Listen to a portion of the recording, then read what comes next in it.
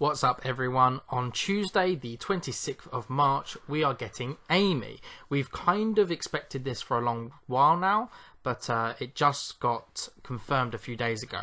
But what we wasn't 100% sure on, and what has now been confirmed also, is that there are going to be changes coming to the game on the same day. We're getting some balance changes and even some new stuff. It's really exciting. So what I wanted to do was just really quickly go over a few of the things that we've had basically confirmed, because some Japanese players have been able to get their hands on the game, and some of the people in the community have received feedback on stuff that's in the game in that version. So I mean, it's not confirmed, but you know, we trust these sources and we pretty much know some of the things that are coming in the next version of the game. There could be a lot more than what I'm going to talk about in this video. There are only really a few a few things to talk about in this video. So I'll inform you of what we have and give my thoughts on how I think that's going to affect things. And yeah, then it's time to get excited for Tuesday. So the biggest change, and it's kind of a change back, they're reverting a change that they have made, is that a lot of people are going to be happy about this. FLAPJACK is back. Nightmare and Siegfried are once again going to have the ability to reverse ring out with their FLAPJACK command throw. So maybe the most controversial nerf of Soul Calibur 6's lifespan so far. The game has received a lot of balance patches. That's something that some people always get a little bit upset about. Oh, so many patches, you know. For Soul Calibur 6, whether people like it or not, the game released in a state that wasn't perfect, and every patch has significantly improved the game overall, to the point where now, since 1.11, the game is fantastic. And it's still, you know, it's still got some dodgy hitboxes and stuff. There's still more fixes to come, and I'm sure we'll be getting them on Tuesday. But the game, from a competitive balance perspective, overall is amazing, and it's so much fun. Anyway, the most controversial change was taking away Nightmare and Siegfried's ability to reverse ring out with FLAPJACK. And yeah, it's pretty much confirmed that that's coming back. So, as it's not something really new, we've already experienced it, but then it was gone. Not too much to say about it. I think it's totally fine. You just have to learn to always take the front throw. You know, you always break back throw in that position. It's a strong mix-up for them because their front throw is essentially guaranteed. But there are other ways to avoid the throw, obviously. That's coming back. That's cool. Nightmare and Siegfried players are going to be happy. It's always been in the game. It was strange for it to go. It's coming back. The thing that I am most excited about, and I am biased because I play Zaslamel, is that Zaslamel is actually getting a totally new move. Just a totally new move, right? So, from Zaslamel's B+K series, I don't know if you're familiar with the move. I think it's actually one of the kind of hidden moves that really unlocks Zaslamel's full potential. But he has a move that kind of looks like a taunt, and it charges up, and it's like 5 seconds long. You're never going to hit with it, and it gives curses on block and on hit, but it has several ways to cancel the move early. You can cancel almost immediately and during any part of the animation into block, and it goes into block so fast it's essentially safe to whiff this move, and it will just look like a taunt. And you play with that with also the fact that you can do B+K, charges it up, puts a curse on you on block, and it's +4 on block. This is definitely seeable. It's still slow enough to be seeable, even though it's an early cancel. You can backstep or interrupt, etc. But you play with the guard cancel and just general mind games, and you know, you can get away with getting curses on block, or you make them move and you can hit them, etc, etc, right? It's kind of a move that you have to build your own playstyle around the different ways that you can cancel it. Anyway, in Soul Charge, it's been confirmed that Zaslamel is getting a new cancel off of his B+K, and it's going to be B+KB. Now, it's a projectile.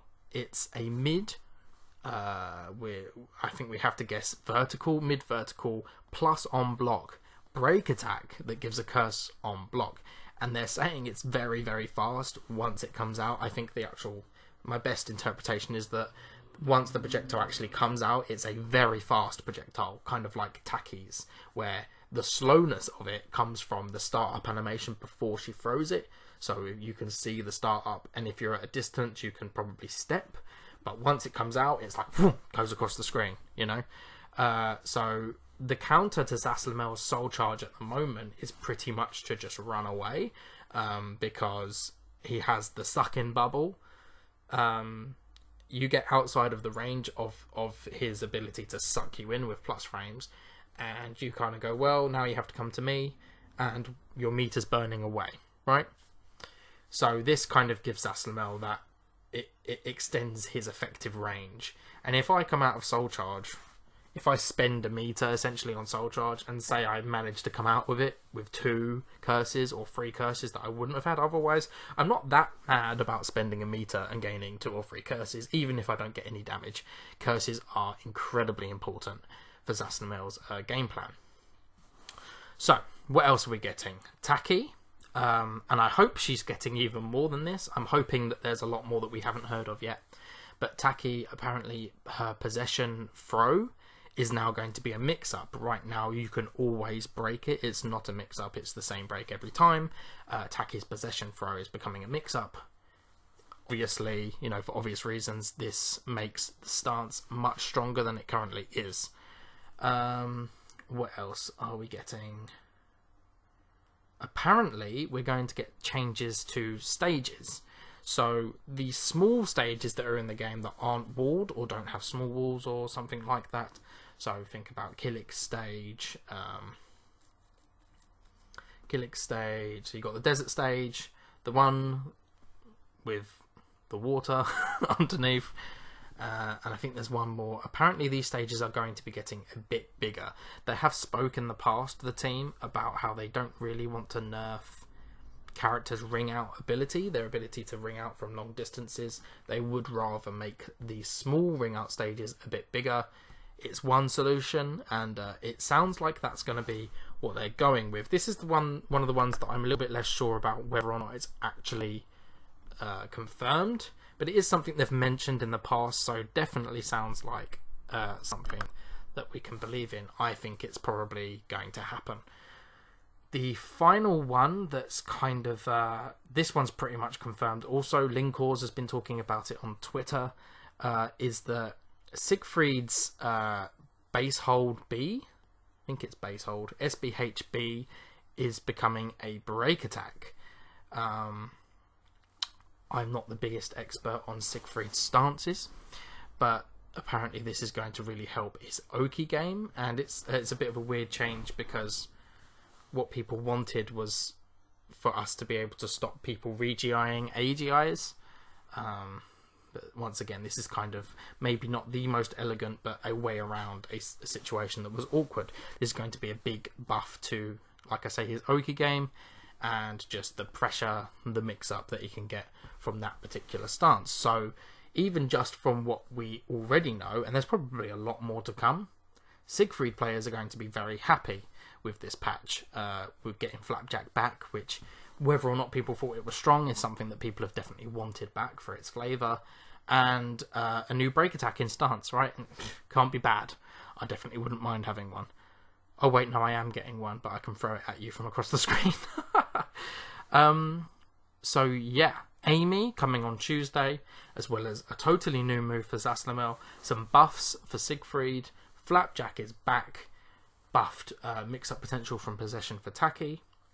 I think a lot of us are probably still hoping that maybe Taki and a couple of other characters towards the bottom can maybe get some more, you know, some more buffs and stuff, because I think the game, the top almost like half to 3/4 of the game is really well balanced. It does feel like a couple of the characters at the bottom could use a little bit more love still to catch up to the rest of them. Frankly, I'm amazed that the game is as well balanced as it is, considering how much diversity there is in the cast. But right at the bottom, like I say, yeah, I think they could use a little bit of love. You know, it's hard to imagine all 21, 22 characters in the game kind of being at a similar level. But it actually feels achievable, considering that a large portion of the game really do feel very comparable to each other in terms of their capabilities, their ability to win.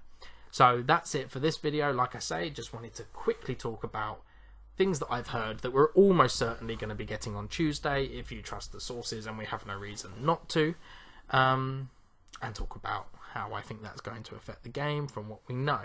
So thank you everyone for watching. Please like, comment and subscribe on the video. More coming soon. Follow me on Twitch and Twitter and all that nonsense, right? Thanks guys, and I'll see you all soon.